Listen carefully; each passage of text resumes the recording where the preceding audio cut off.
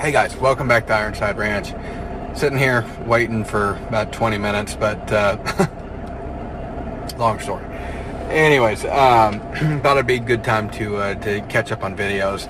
So right now, the energy crisis is starting to claim its victims, and we're going to see, excuse me, more and more victims come up as this crisis continues to boom. And so what's going on right now is we've got aluminum factories shutting down in the EU, and they're saying that those factories shutting down will take a year to come back online.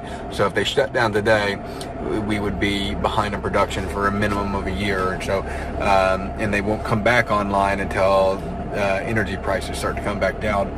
And this is all in the wake of the Nord Stream pipeline getting shut down and from Russia, right? So Russia went back and forth on this for a little while. First they said we're going to shut it down, then no we're not, then yes we are.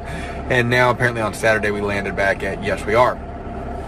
So the pipeline is shutting down, and the pipeline shutting down, that makes up, that is one of three natural gas pipelines coming into Europe, and so the other two I guess are still functional, but this one, so I mean if you figure they're all equal, that's a 33% drop in the actual supply of their energy.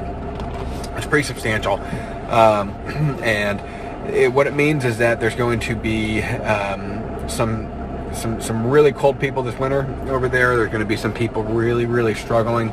And but in a manufacturing perspective, industrial manufacturing relies on this. So whether heat is done with electricity, which indirectly gets the energy from natural gas, coal, or nuclear, or whether the energy is directly from natural gas, the smelting pots being run directly off of smelters being run directly off of natural gas, the natural gas plays a role in there in some capacity. And even if that plant, let's say that plant doesn't get their energy from natural gas, but another factory does, then the energy from the electricity company is going to be kind of split. And so it just adds increased demands on the system. So looks like we're heading towards some more issues with this. Now, one thing to realize is that there's a tier of resource allocation, right? So every country has this.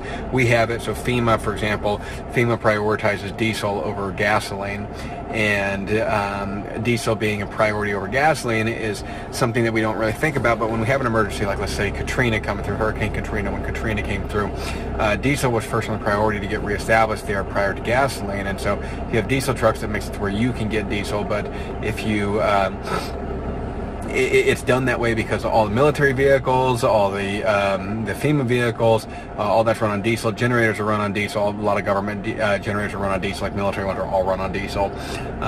So lots of diesel products being utilized, as well as shipping and industrial infrastructure all being run on diesel. So diesel is much higher in the priority list.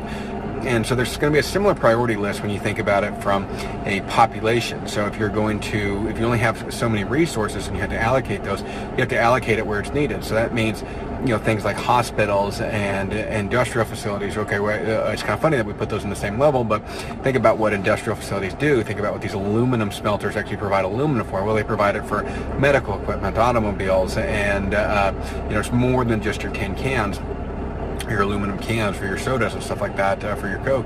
It's for lots of different products, and lots of different things require this aluminum. And so and then we're seeing Bloomberg News reported 6 out of 10 industrial manufacturers are going to be shutting down due to this energy crisis. 6 out of 10, or maybe it was 6 out of 10 will remain open. One of the two. Anyway, there's 40 or 60%. Pretty catastrophic. Pretty ridiculous when you think about it. So this is something that's going to get a lot worse. There's going to be some cold people this winter because civilian citizens are going to be the last on the priority to receive that heat back, that natural gas, and so they're definitely going to be told to ration.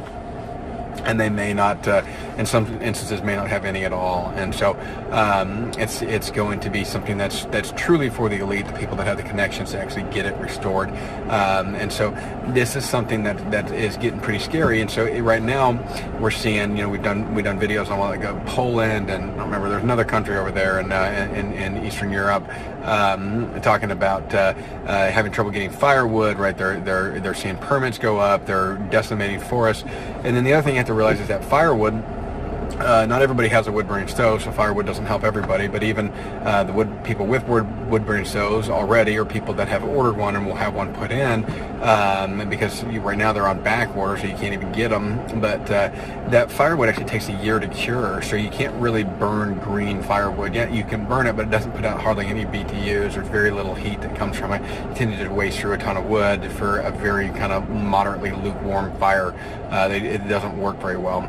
It doesn't heat in wood stoves hardly at all, and it's really difficult to get ignited, and so you have to have some dry wood to get it lit. So really what they're going to do is they're going to decimate the forest of standing dead and fallen timber, and use stuff that's naturally aged there first, and then they'll start harvesting green wood later. This is going to be a problem because there's only so much of that out there, and then you can't just go out this year and start collecting. Anybody that's already been burning wood for a while, they'll have probably 2 or 3 years on hand. Most people that burn wood will keep some on hand, and that's in case you get a broken leg or something and can't harvest. And so that's going to become a much bigger issue for the people over there in Europe, and it's going to cause issues here too. Don't be naive in thinking that we're not going to assist with resources and using up our resources to go over there, and that we don't have a certain amount of trade, that whether it comes directly to us or indirectly, because the aluminum gets shipped to China and then back to us at some point in time, however it all works, depending on the product.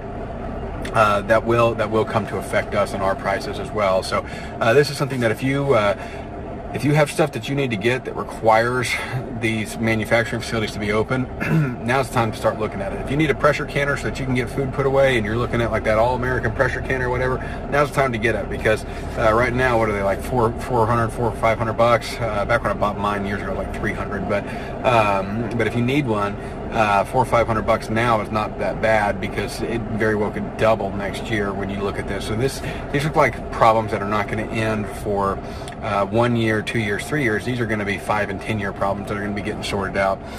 So it's all getting pretty radical as far as what's going to happen.